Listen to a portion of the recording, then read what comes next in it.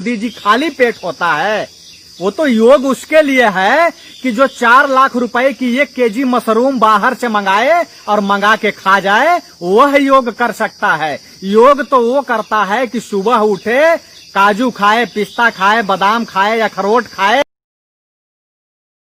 शर्म करो, किसानों की आय दुगनी नहीं हुई, लेकिन दक्षिणी भारत में आप जाकर के एक महिला को पैसे दे करके उससे आपने झूठ बुलवाया कि उसकी आय दुगनी हो गई। और जब उसने कहा, जब उससे जाके बाद में पूछा गया तो उसने कहा हमें तो भाजपा वाले पैसे दे के बुलाए थे।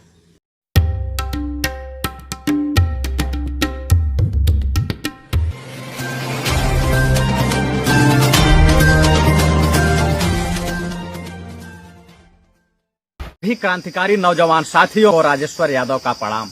मेरे नौजवान साथियों, आज 21 जून की सुबह से ही मैं देख रहा था कि हमारे देश के प्रधानमंत्री जी टेलीविजन चैनल के पर्दे पर आते हैं और कहते हैं आज 21 जून योग दिवस है। योग दिवस लोगों को अपने घरों के अंदर बैठ के मनाना चाहिए। उसके बाद वो कहते हैं कि योग दिवस जो है वो लोगों को जोड़ता है। उसके बाद फिर वो कहते हैं कि योग जो है लोगों की स्टेमिना शक्ति को बढ़ाता है।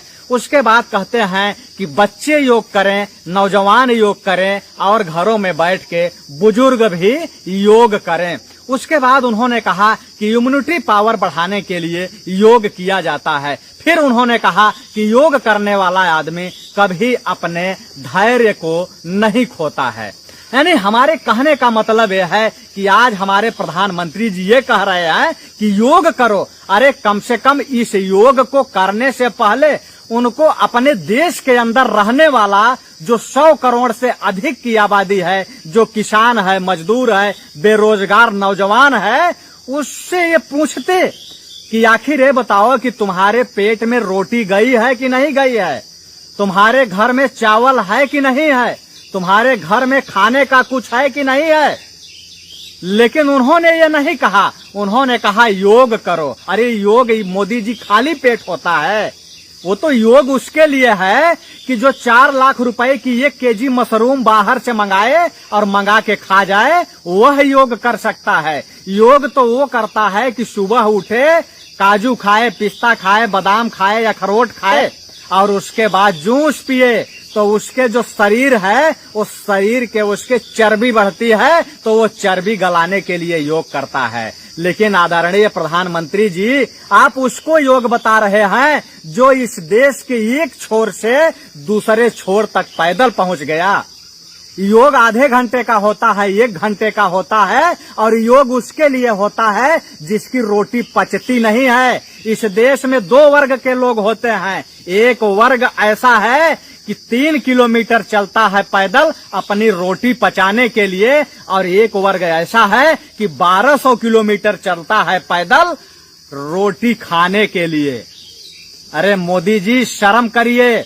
और जो अंधभगत होंगे वो अंधभगत आके यहाँ गाली गलौज करेंगे और कहेंगे कि हमारे मोदी जी ने कहा है तो ठीक कहा है। अंधभक्तों तुम दूर रहो, इसलिए कि तुम्हारे समझ में ये भारत के किसान समझ में नहीं आएंगे, मजदूर समझ में नहीं आएंगे और सरहद पे रहने वाले जवान समझ में नहीं आएंगे। आधे घंटे के पसीना बहाने से सब कुछ ठीक हो जाएगा, लेकिन यहाँ लोग 16-16 घंटे पसीना बहा रहे हैं, लेकिन उनका कुछ भी ठीक नहीं हो रहा है। वो 16 घंटे पसीना बहा रहे हैं अपने परिवार को रोटी देने के लिए। किसान आदमी 16 घंटे फावड़ा और कुदाल लेके खेत में काम कर रहा है, और उसका बेटा दिल्ली, मुंबई, कलकत्ता जाकर के वह जो है हाथ में कहीं बेलचा पकड़ रखा है, कहीं हथौड़ा पकड़ रखा है, कहीं कस्सी पकड़ रखा है और कहीं सर पे तसला पकड़ रखा है कि हमारी रोजी और रोटी चले। आप उसके लिए एक शब्द नहीं बोले कि आखिर योग तो तब होगा जब पेट में कुछ होगा। योग तो होता है कि शरीर की चर्बी गलाने के लिए, और जिसके शरीर में कभी चर्बी आई ही नहीं वो क्या गलाएगा योग में मोदी जी। और मोदी जी ये कह रहे थे कि योग लोगों को जोड़ता है। अरे योग किसको जोड़ेगा? योग जोड़ता उसको है नीरव मोदी को, ललित मोदी को, मेहुल चौकसी को, विक्रम कोठारी को। इनको आपस में जोड़ता है कि देश का धन लूटो और लूट के लंदन के रास्ते चले जाओ। चौकीदारी तो मोदी जी कर रहे हैं, वो गेट खोलेंगे और हम धड़ाक से निकल जाएंगे। लेकिन कब तक मूर्ख बनाओगे आप देश को? आपका जितना भी झूठ है वह देश के सामने आ चुका है, लेकिन फिर भी आप झूठ पर झूठ बोलते चले जा रहे हो। लोग कहते हैं कि वो जब भी मुंह खोलता है तो सिर्फ झूठ बोलता है, वो जब भी मुंह खोलता है सिर्फ झूठ बोलता है। और आप कहते हो कि योग कभी धैर्य नहीं खोता है। योग करता कौन है? योग जो करता है उसको योगी बोला जाता है। और आज हमारे उत्तर प्रदेश के मुख्यमंत्री योगी जी हैं, और जो कि पूरी तरीके से वो धैर्य को खो चुके हैं। इस समय जो भी अपने संवैधानिक अधिकार और संवैधानिक हक के तहत विरोध प्रदर्शन करता है सरकार का, उसके ऊपर योगी जी मुकदमा लिखवा देते हैं और कहते हैं कि इनके ऊपर मुकदमा लिखो या इनको कैमरे से चिन्हित करो और इनको जेल भेजो। योगी जी को याद आना चाहिए, वही योगी जी हैं जब संसद के अंदर धैर्य खो चुके थे। आदरणीय मोदी जी, ये वही योगी जी हैं जो पूरी तरीके से संसद के अंदर धैर्य खो चुके थे और भोकार छोड़ के रो रहे थे। आंखों से आंसू नहीं उनका जो है बंद हो रहा था, और ये कह रहे थे कि महोदय ये बताइए कि हम इस संसद के प्रतिनिधि हैं कि नहीं है, हमको पुलिस से परेशान किया जा रहा है। ये वही योगी जी हैं जो धैर्य खो चुके थे। तो मैं तो नहीं मानता कि योग करने वाला आदमी कभी अपना धैर्य न खोता हो। ये पूरी तरीके से धैर्य खो चुके थे और पुलिस प्रशासन पे सवाल उठा रहे थे। और आज वही योगी जी देश का किसान, देश का नौजवान, देश का बेरोजगार, देश का मजदूर अगर सड़क पे उतर रहा है तो उसको लाठियों से पिटवा रहे हैं, और पुलिस वाले न चाहते हुए भी उनको लाठियों से पीट रहे हैं। ये वही योगी जी हैं जब देश का मजदूर पैदल सड़क से जा रहा था तो उसके ऊपर पुलिस से ये लाठियां चलवा रहे थे कि इनको यूपी के अंदर घुसने न दो। ये वही योगी जी हैं जो ये कहते थे कि हम मजदूरों को फ्री में उनके घर पहुंचाएंगे दिल्ली के अंदर से, और जब मजदूर बस में सवार होते हैं तो उनसे 800 रुपए किराया लिया जाता है। अरे कौन सा धैर्य नहीं खोते हैं योगी? सारे धैर्य खो देते हैं योगी। और जो मोदी जी कह रहे हैं कि घर में बच्चे योग करें, जवान योग करें और बूढ़े योग करें, अरे मोदी जी कभी आपने उन बच्चों के बारे में सोचा कि उनको जो है छोटी सी उम्र में दूध की व्यवस्था है कि नहीं है? उन नौजवानों के बारे में सोचा कि इनके घर में 5 किलो चावल है कि नहीं है? और कभी उन बुजुर्गों को जो बता रहे हो कि योग करो, वह बुजुर्ग 50 साल के अंदर उसके शरीर की हड्डियां दिखने लगती हैं। कभी आपने सोचा कि आखिर इनको वृद्धा पेंशन वगैरह मिल रहा है कि नहीं मिल रहा है? इनकी दिनचर्या चल पा रही है कि नहीं चल पा रही है?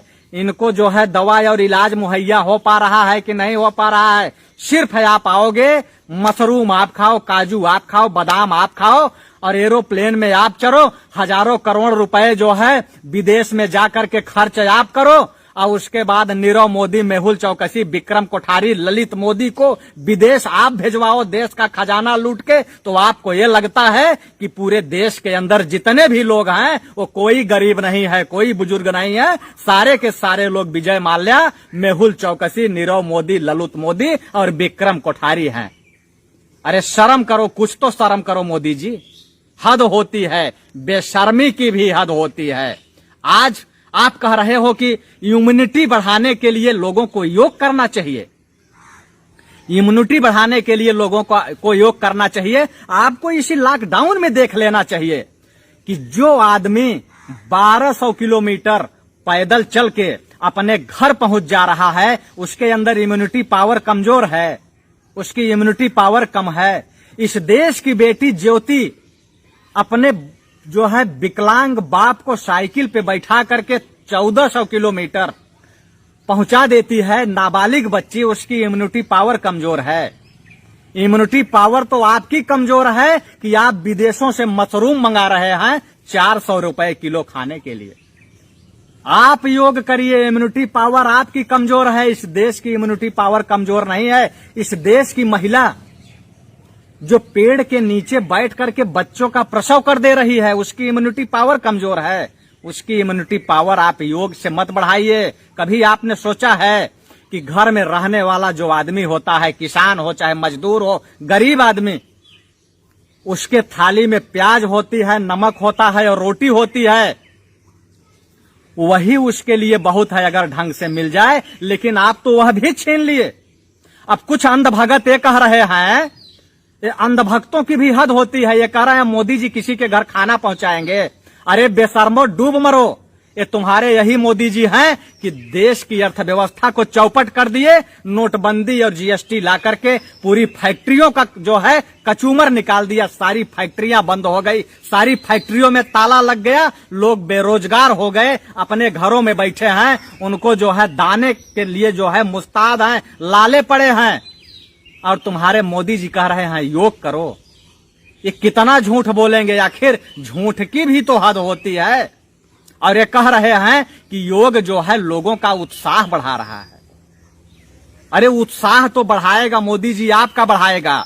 उत्साह बढ़ेगा तो सेंगर का बढ़ेगा, और उत्साह बढ़ेगा तो चिन्मयानंद का बढ़ेगा, और उत्साह बढ़ेगा तो प्रदीप जोशी का बढ़ेगा, और उत्साह बढ़ेगा तो वो बाथरूम वाली का बढ़ेगा।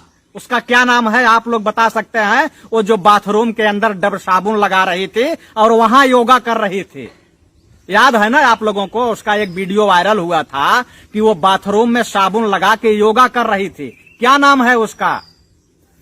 बढ़ेगा तो उसकी इम्यूनिटी पावर बढ़ेगी मोदी जी। ये देश का जो किसान है, देश का मजदूर है ना, इसका सीना जो है 156 इंच का है। 56 का नहीं, 156 इंच का है। ये एक टाइम भूखा रह लेगा, लेकिन कभी जो है ये अपने आप को गिरवी नहीं रखता किसी के हाथ। ये कभी सुख सुविधाओं की ओर नहीं देखता है कि हमें सुख और सुविधाएं मिले। एक चाय वाला आदमी दिन में जो है 10 ठो ड्रेस बदल रहा है।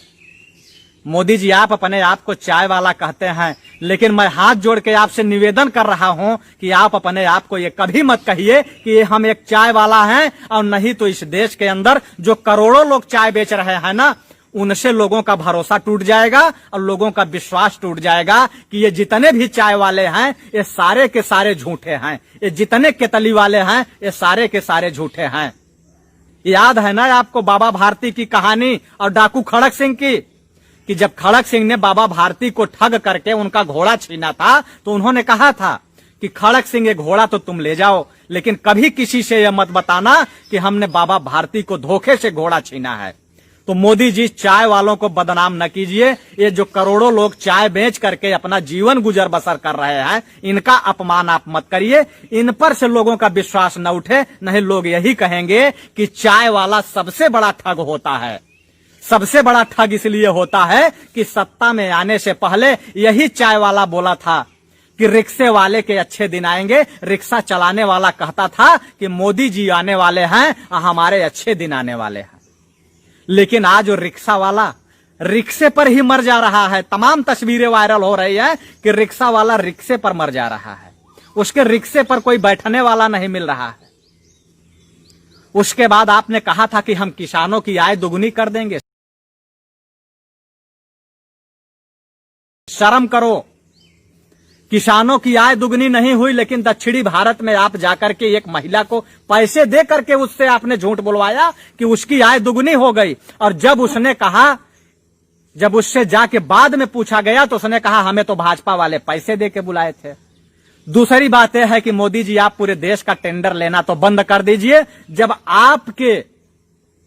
आपके संसदीय सीट में गरीब के बच्चे घास खाने पर मजबूर हैं, आपका गोद लिया गांव जहां की लोग भूखे मर रहे हैं, और जब वहां की पत्रकार, महिला पत्रकार जब वो खबर लगाती है तो उसके ऊपर मुकदमा कर दिया जाता है। मिर्जापुर के अंदर जिसको आप कहते हैं कि योग लोगों को भटकने नहीं देता, वहीं बाबा योगी जी नमक और रोटी दिखाने वाले पत्रकार के ऊपर मुकदमा लिखवा देते हैं।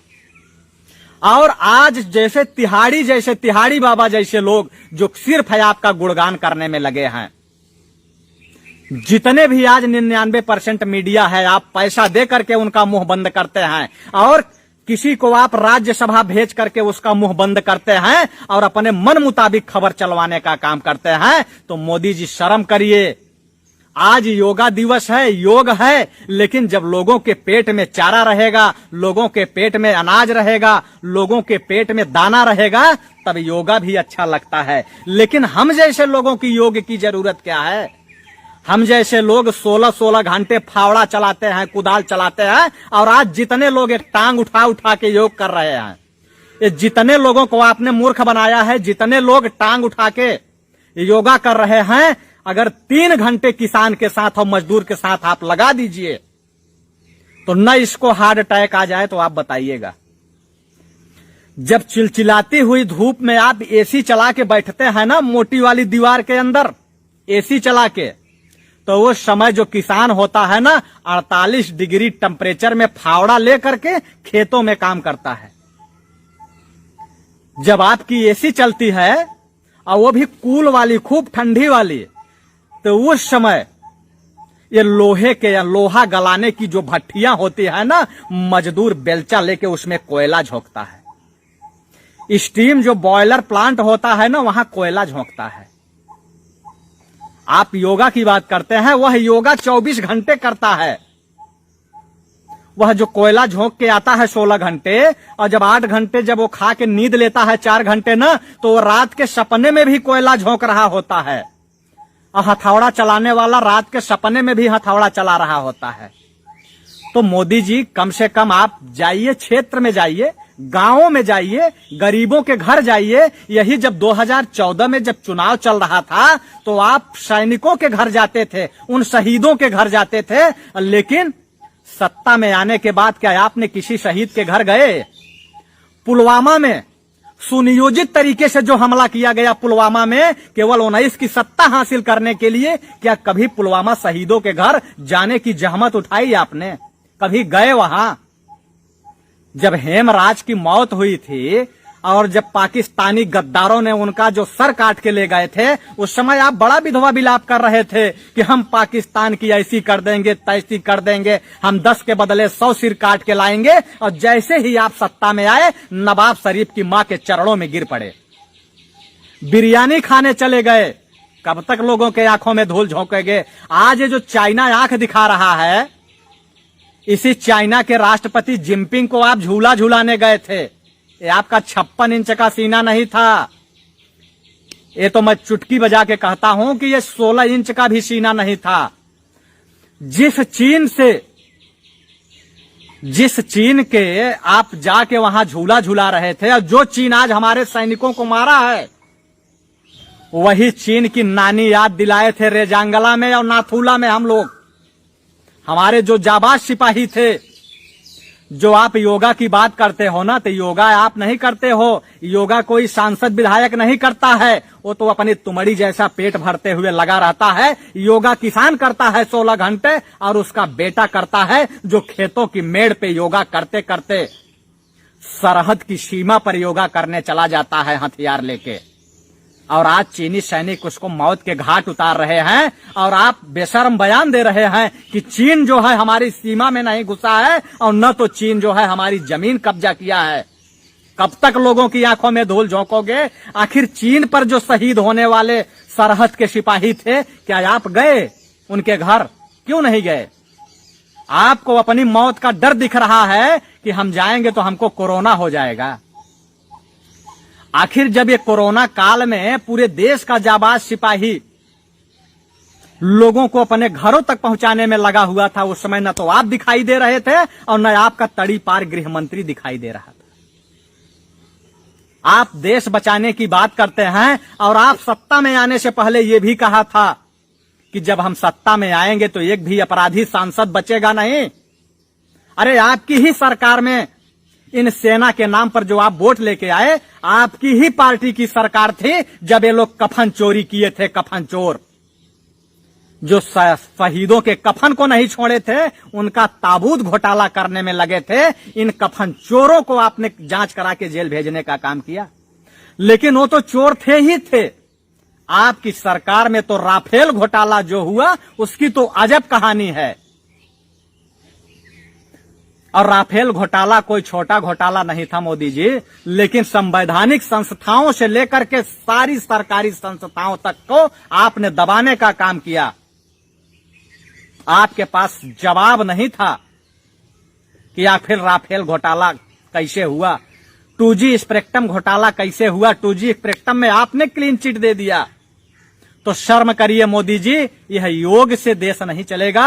देश का जब पेट भरेगा ना तबे देश चलेगा। योग तो तब होगा जब लोगों का पेट भरेगा। आज हमारे देश के अंदर किसानों की हालत, बेरोजगारों की हालत, सरहद पे रहने वाले जवानों की हालत दय से दयनीय हो चुकी है, लेकिन आप योग करा रहे हैं। अरे कभी आपने अपने गृह मंत्री से पूछा, जिनके पास एक तोप होती है, करारा जवाब, वो करारा जवाब वाली तोप से एक भी गोली निकली? 2013 का उनका भाषण सुनिए, राजनाथ सिंह का, और आज का भाषण सुन लीजिए उनका। अमित शाह का भाषण सुन लीजिए और आज का सुन लीजिए, और मोदी जी का भाषण सुन लीजिए, जो झूठ पे झूठ, झूठ पे झूठ और झूठ पे झूठ बोलते थे। आज स्थिति वह है कि सारे देश के लोग कहते हैं कि जब जब वो मुंह खोलता है तब तब झूठ बोलता है। इसी के साथ जय हिंद, जय जवान, जय। मेरा अपना चैनल, आपका चैनल, समाज का चैनल, देश का चैनल NB News 24/7 को आप लाइक करें, सब्सक्राइब करें और ज्यादा से ज्यादा इसकी वीडियो को शेयर करें, ताकि हर खबर को मैं आप तक आसानी से पहुंचा सकूं।